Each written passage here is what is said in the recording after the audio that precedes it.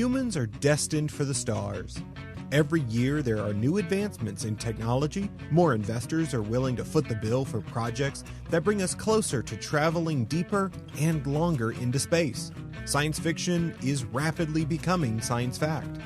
However, one thing that is rarely discussed in your favorite sci-fi movies is the laws that govern outer space. Welcome to Season 3 of Sidebar, a podcast by Courthouse News. I'm Kirk McDaniel, Sidebar's producer and your host for this episode.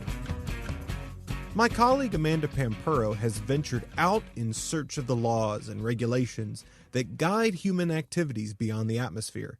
She has returned to Earth and is excited to share her findings. Kurt, can you believe it's been 54 years since we first landed on the moon? And we haven't been back for 50 years. It's crazy to think that it's been that long since we first landed on the moon. The tread from Neil Armstrong's blueprint is still there, stamped into the silt. I'm going to step off the limb now.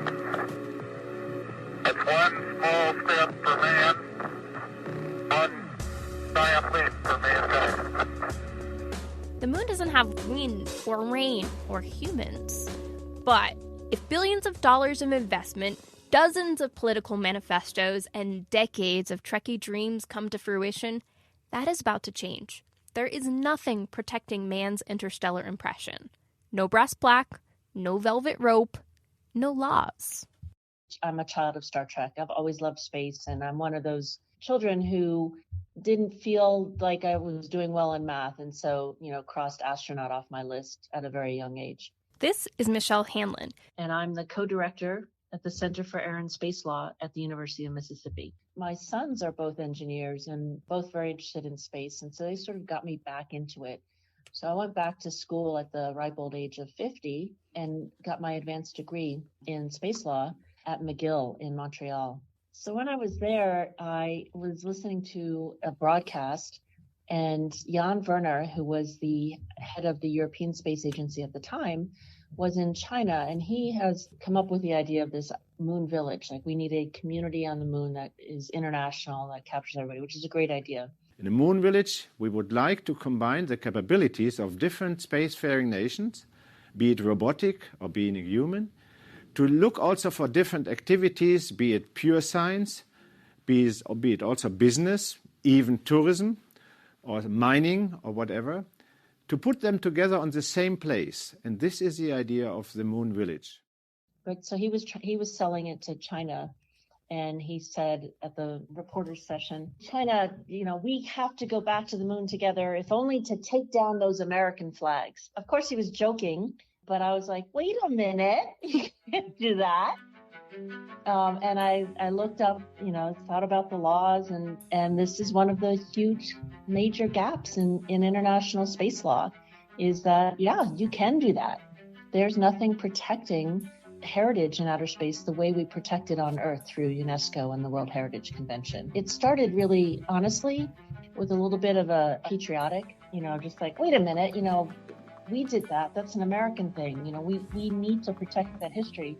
And it has turned very much into a universal thing, because if you look at how we got to the moon, you realize, it was 400,000 American engineers and factory workers and line people who built the hardware and learned all this stuff. But it was a millennia of human endeavor to get us there.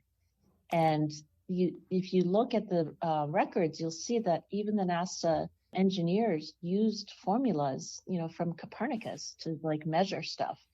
So the blueprints, all the artifacts on the moon, including the Luna 2, which was the very first human-made object to crash land on another celestial body. Soviet cosmic rocket launched September 1959. And Chang'e 4, which is the first human object to soft land on the far side. Chinese spacecraft launched December 2018. Those are all really culmination of centuries of dreaming and working and understanding and learning. And so those blueprints really reflect an entire millennia of human advancement. And we see that as, a real reason to protect them. A lot of people say to me, they should just be UNESCO World Heritage Sites. So the problem is you can only nominate a site that's within your territory. And Article 2 of the Outer Space Treaty specifically says you cannot claim territory in space by sovereignty or by any other means. Most people are receptive to the idea of making human heritage sites in space. The question is how.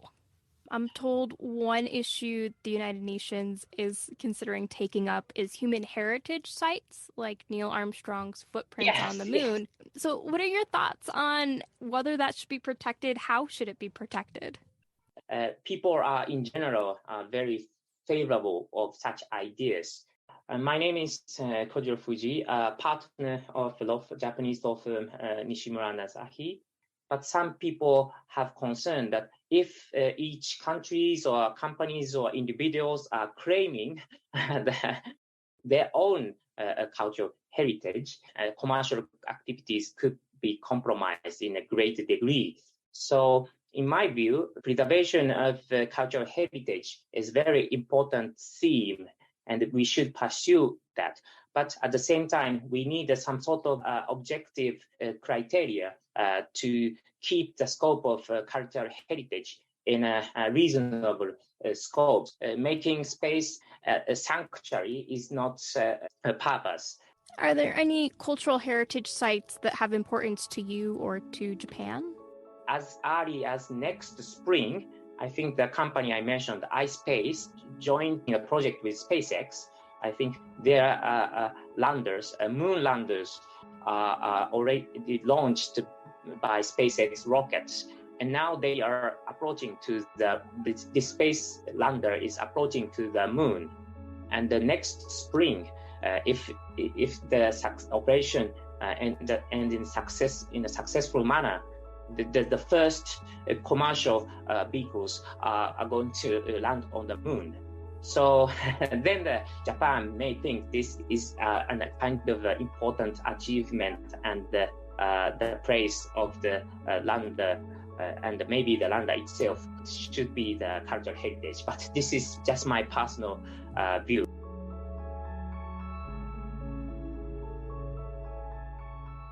I think most people are very familiar with conservation on the planet. Taking it to outer space seems so simple, but it is so much more complicated than I could have imagined. When you can't own the land beyond our own planet, how do you preserve it? When I learned that this was an issue, it blew my mind. Just thinking, wait, yeah, we do have human heritage in space. How do we protect it? What do you mean there's no way to do it?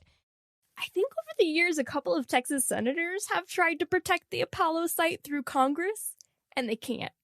Because Texas can think they own everything, but they can't own the moon. I'm telling you this right now, we are not big enough. Right? There are no laws protecting human heritage in space. But that doesn't mean there aren't any laws governing human activity. The Outer Space Treaty of 1967 is the Constitution, and it's one of those elegant, concise documents you can read between bus stops. So the Outer Space Treaty is really a remarkable document. Michelle Hanlon, University of Mississippi.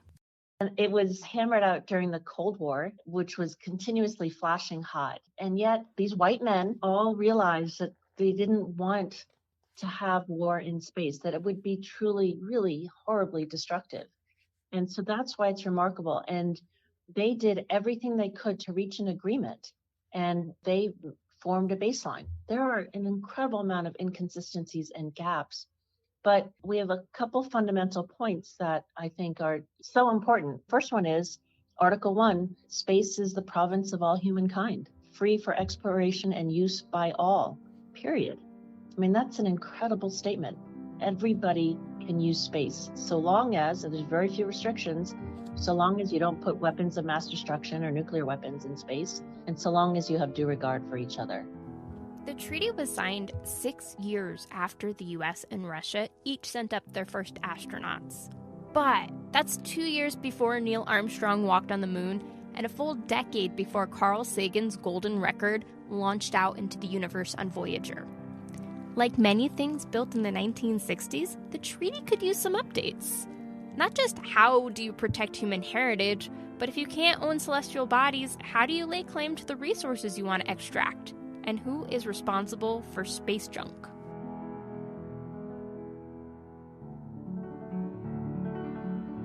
One thing that I find really amazing about the Outer Space Treaty is that it's one of these documents that seemingly defies the politics of its time.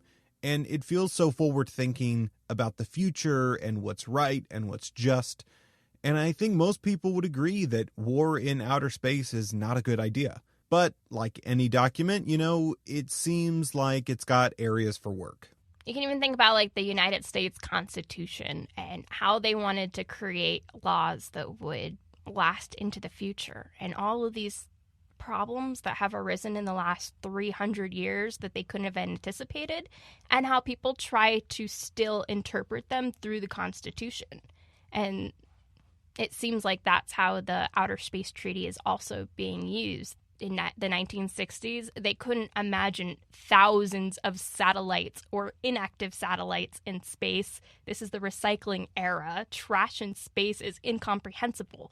And yet that's the document we have. So people are coming back through that to interpret, well, how do we move forward based on this grounding? And I asked almost everyone I spoke to, do we need the 1967 Outer Space Treaty? Is this document still valid? And they just immediately, wholeheartedly said, yes, this is fundamental. This is what we have. And we all agreed on it then. So we're not starting over now.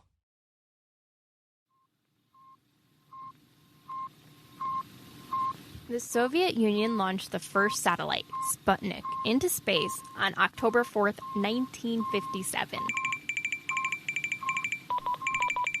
Today, there are thousands of objects orbiting Earth. But there's this program called Wayfinder from tech company Privateer that shows you in real time the thousands of active satellites, inactive satellites, pieces of rocket, debris, and uncategorized things floating around our planet. You go back to probably the 1980s, NASA scientist by the name of Don Kessler came up with what was tabbed the Kessler syndrome. And that would be cascading collisions of space objects. Debris collides with debris, making more and more debris. This is Skip Smith. My first career was as an Air Force attorney, was the lucky one selected to be the first chief of space law at Air Force Space Command when it was established in 1982. We've already had collisions of space objects.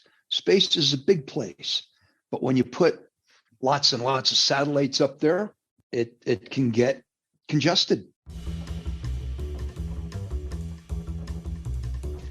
But what you want to prevent is collisions in space, because they create a lot of pieces parts. And those pieces parts are moving at 17,000 miles an hour or so. So they can be very small, but they have a high velocity and can do a lot of damage to another satellite. But can you imagine cars running around a city if there weren't traffic lights? I've been to Manila. I've seen that. You've been to Manila? I have. I lived in the Philippines for 3 years, so I've seen that too. Yeah, it's like, taking your life in your own hands. It is kind of dangerous at times, and so it's the same in space. I have danger of objects colliding, so you want to manage them.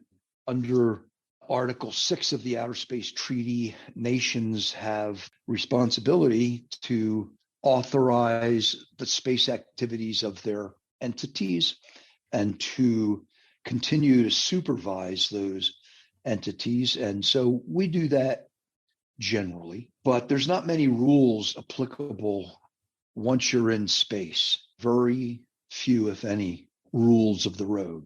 No traffic lights up there, no go slow signs.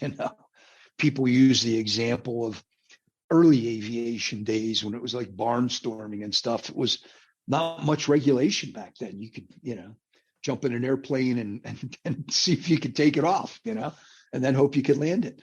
Do you think our legal system is able to keep pace with the speed of development? Well, that's an interesting question, because there are people that some people think, well, the law needs to precede the technology. And there are others that think, no, we don't want the law to impede the technology. So the technology goes first, and then we'll bring in the laws. And a good example of that is a suborbital space flight now. Companies like Blue Origin and Virgin Galactic have taken Taurus 66 miles up over the planet. That's 6 times as high as an airplane. High enough to see the curvature of the Earth and experience a few minutes of zero gravity. The FAA regulates airlines in great detail, for safety issues. Almost everything is regulated. On human spaceflight now, it's almost a hands-off approach, other than requiring everybody who goes up to sign that they've been informed of all the risks and they consent. I represented one of the private astronauts that went to the International Space Station last April. It was the first mission to the space station that was all commercial, and it was 3 astronauts who were paying to go, a published price in the $55 million per astronaut range.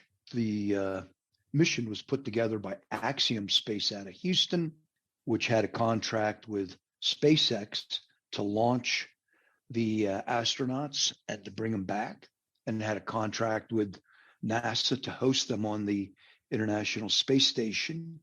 I am curious. I remember you saying that the waiver for the astronaut was one of the longest and ticked off everything you could think of that could go wrong. Well, yes, because one of the things that's kind of standard for space activities when humans are involved is you're going to have a launch waiver. And if you're returning a space object, you'll have a waiver applicable to the return.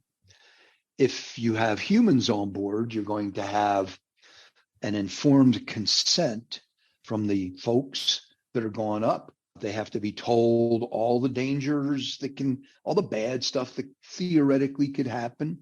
And then they have to give their informed consent in writing. Well, that's great. Everyone who goes to space is going to need their own private attorney to help them review the paperwork. And I volunteer. Anyone with $55 million and a legal team can go to space. But the U.S. is still starting to pour the foundation on which to build future laws. The U.S. has a very strong and effective air traffic management regime, right, that's been adapted and spread throughout the world. My name is Michael Dodge. I'm an associate professor of space studies at the University of North Dakota. There was a law passed in 2015, the Commercial Space Launch Competitiveness Act, by a Republican Congress and a Democratic president. A lot of bipartisan support for this. And it did a lot of things for outer space law. But one of the things you see in it is that the United States government, the Congress in particular, is probing. It's clear to them that they don't know who should be in charge of on-orbit management activities. Preventing space junk collisions. They don't know who should be in charge of keeping debris from being a problem because they repeatedly ask various federal administrations, if it's the FAA or DoD or whomever, we want you to tell us, who do you think should be in charge of organizing this kind of debris situation, keeping track for the future, and so on, because they need to know what that should be so that they can create a law to make it so, to use Jean-Luc Picard's phrase. Make it so. Do any space law issues keep you up at night? Yes. I would say that for me, the issue that keeps me up at night is anti-satellite testing, the ASAT tests, these sort of military chest-beating exercises, as it were. A military planner or military mind might say these are necessary for us for our national security, and I understand that. But the United States and the Soviet Union conducted many such tests during the Cold War and then stopped, by and large, for a really long time. They realized we can do it, and it's creating a lot of debris. There's no good reason to continue. But in more recent years, China has been attempting to emulate everything that the United States and the Soviet Union did to show that it's a player too. And so it blew some things up in outer space and created a massive, massive cloud of debris with many thousands of pieces of debris that have consistently threatened the use of our outer space for years and years, including the International Space Station, which has had to move to avoid that debris before. And then Russia more recently, is in a more aggressive military state of mind, as you might imagine, with things going on in the world, and did something very similar. We've seen a test recently from India as well. And it seems like there's a trend that I have to show that I can hit your satellite with my weapon too, as part of my national security strategy. And that's very, very dangerous. It's really dangerous. As more and more states gain access to rocketry and the expertise necessary to accomplish something like this, if this trend continues, we could see an increase in orbital debris, which could be problematic for everyone's use of outer space going forward. Let's hope that doesn't happen, but it's certainly a concern.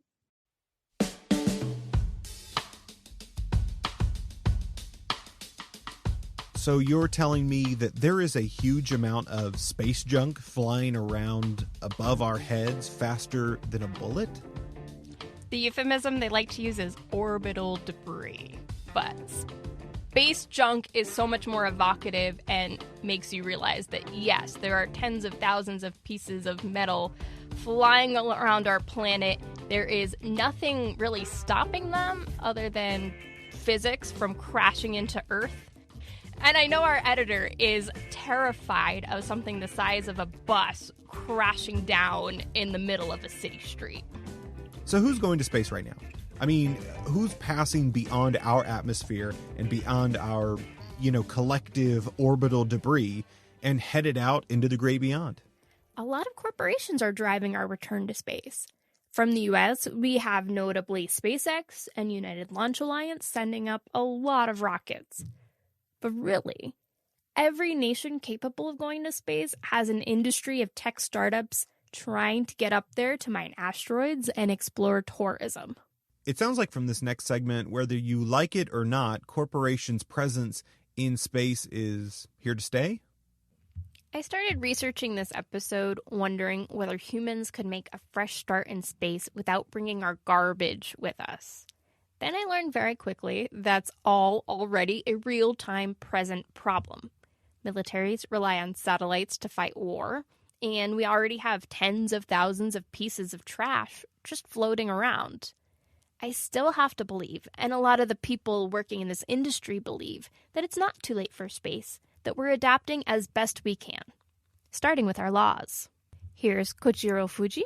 So last year, Japan legislated a space resources law, and it also makes possible that private companies explore and extract space resources. At the same time, it's emphasized importance of harmonizing Japan's effort with international orders and laws and cooperation with other countries.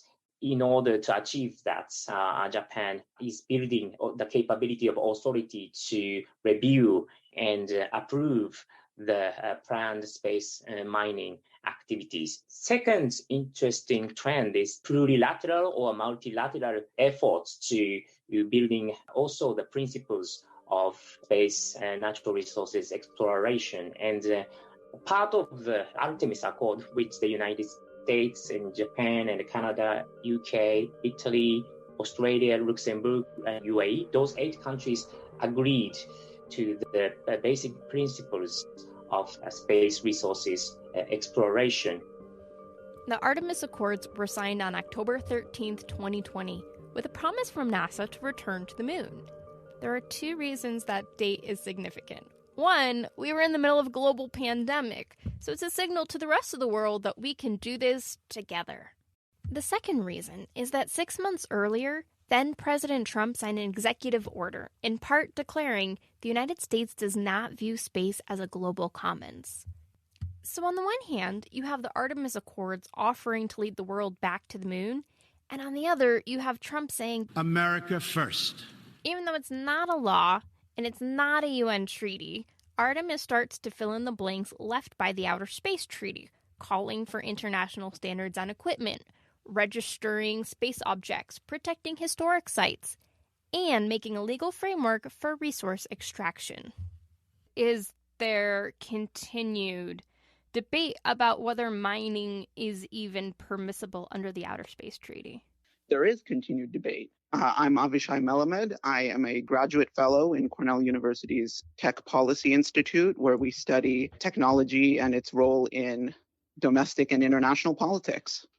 Space Treaty's Article 2 specifies that you're not allowed to do things like claim territory, but there are some ambiguous terms, like it bans the use of certain things in space. And so some ask, what constitutes use? Is it use if I'm using something in space, or is it use if I bring it back from space? And so, well, we haven't had anyone ever question that we brought back lunar rock samples as legal or not. There is the argument that, for example, when we go fishing in the ocean, we're not claiming the ocean as ours. On the other hand, there are concerns that this kind of behavior would lead countries to, if not de jure, then de facto, create these quasi-territorial units where they want to extract resources from a specific location and, for safety reasons, stop other countries from extracting resources from that specific location. The word safety is important because the Artemis Accords look to establish safety zones, both around mining operations and human heritage sites, creating the first fences in outer space.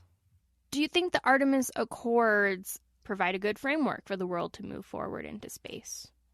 They certainly can, but they don't do so inherently. It asks states to sign on to some very responsible standards of behavior.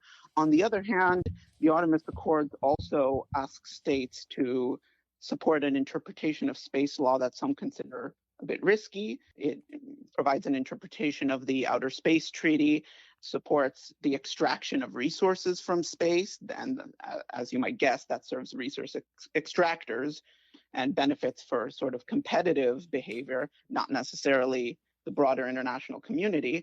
The 21st century space race is not driven by scientific inquiry or tourism. Startups and investors are pouring billions of dollars into rockets because there's gold out there. Literal gold, water, and other resources that could be worth zillions of dollars. That's an important shift. Space occupation by private enterprises instead of government agencies. When private actors take a more prominent role, they do have different preferences from the traditional actors we've seen, both state actors and their kind of key partners, the more traditional space companies.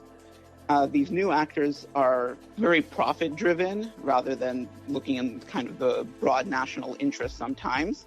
And we don't want to risk prioritizing commercial applications over things like sustainability. We've also seen questions of things like intellectual property come up. Government programs, like all the way from Apollo applications, NASA was known for kind of making some of its technologies and discoveries open for utilization by companies in the broader community.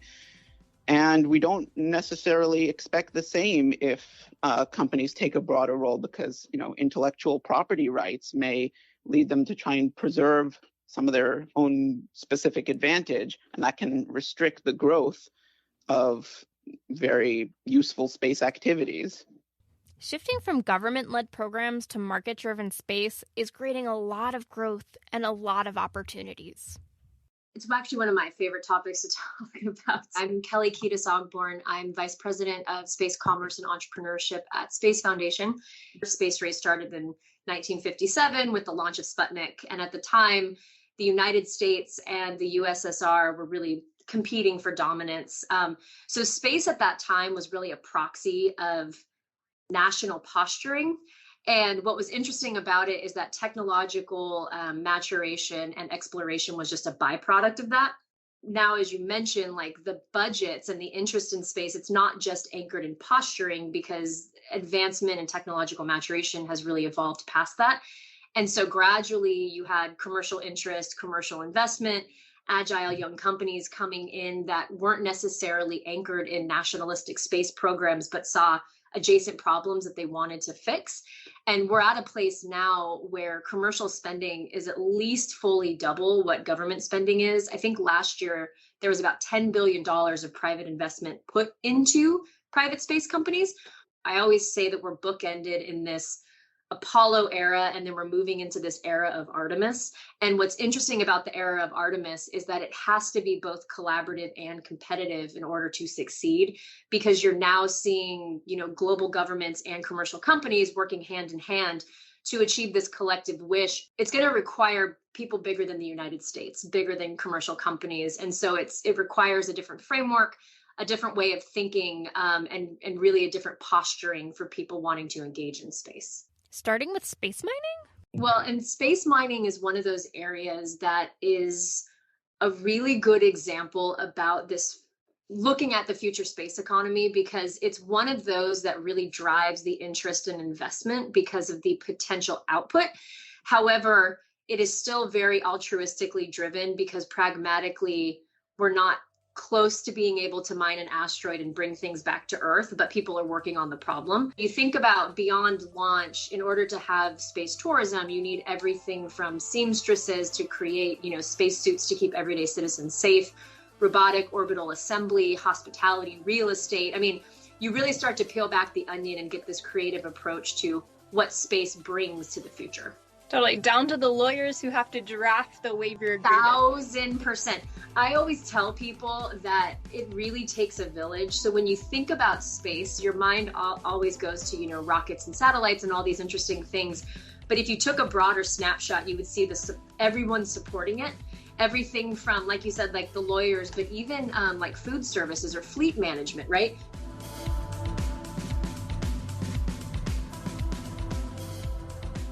What strikes me is that humans are kind of predictable. What propelled us to find, what was called the New World was an interest in trade routes to India. Sometimes it's the money that propels us to go to particular places, and we don't quite know what we're going to find there or what's already there, but it's just the fact that we're propelled by that. I mean, it's very interesting. Totally. If Europeans hadn't wanted spices, we would never have left our countries. Well, I will say I am not the most well-educated about the first mission to the moon, but I feel like of that era, it was sort of we want to do it because we think we can do it, and we want to prove that we can do it. And now that we've had, decades upon decades of space travel, that framework has now changed. From, yes, we can do it, and our mission to do it is more than for humanity, but a mission for resources and for, the good of a corporation. The Artemis Accords pave an avenue for legal space mining, but they also fulfill the U.S. vision of being a leader in space. 24 allies have been willing to follow the U.S. and sign on. Other global superpowers, Russia and China, are charting their own path forward. That worries a lot of people, but not everyone. The people say, well, the Artemis Accords, but then you have China and Russia, and they're going to have their own base on the moon. I think that would be fabulous. If we could have an Artemis base and a Russia-China lunar base, because what's going to happen is they're going to need each other. And somebody's going to say, oh, I'm going to go over to the other base and get the oxygen I need. And some government idiot down here is going to say, no, don't do that. We're not talking to them. And they're going to do it anyway. And we're going to learn from our spacefaring humans how to relate to each other here on Earth. I've had the honor of meeting Apollo astronauts and shuttle astronauts. And they really do say things like, the farther away you are, the closer you are to each other. And you really look down and wonder what we're doing down there. Like, how stupid can we be? And I think the more and more people we have doing that and bringing back those ideas, the better. Generations inspired by Star Trek and Gundam are actually sending us back into space. Though not for the good of all mankind, so much as what's good for the market. Over the next 10, 20 years, we will increasingly look to space for resources that are rare on Earth. More people inevitably leads to more problems, but also more innovation, more collaboration. And as we've seen spacefaring technology improve our lives, perhaps the laws and diplomacy needed to navigate space will in turn inspire greater peace on Earth.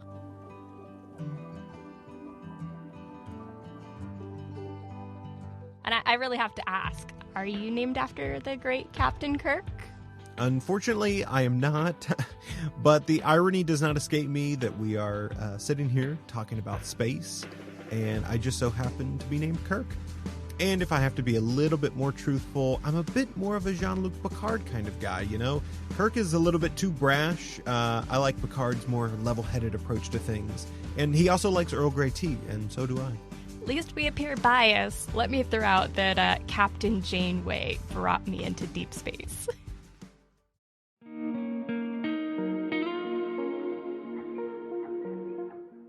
Well, it's time to wrap this up and end our great expedition into territories unseen, legal and non-legal. Any final thoughts you have on this episode and, you know, what you'll be looking forward to in the future? I just can't wait to watch all of this unfold over my children's generation and to see where they take humanity. Big thanks to Amanda for your out-of-this-world reporting. At courthousenews.com, you can read the latest science stories covering space travel and exploration. As the space legal field continues to expand, we will be covering the legal issues that arise. I'm looking forward to the establishment of the first intergalactic court myself. Be sure to follow us on Twitter at Sidebar CNS and at Courthouse News. In our next episode, we take a look into how debt collectors collect on default judgments from obstinate defendants. See you then!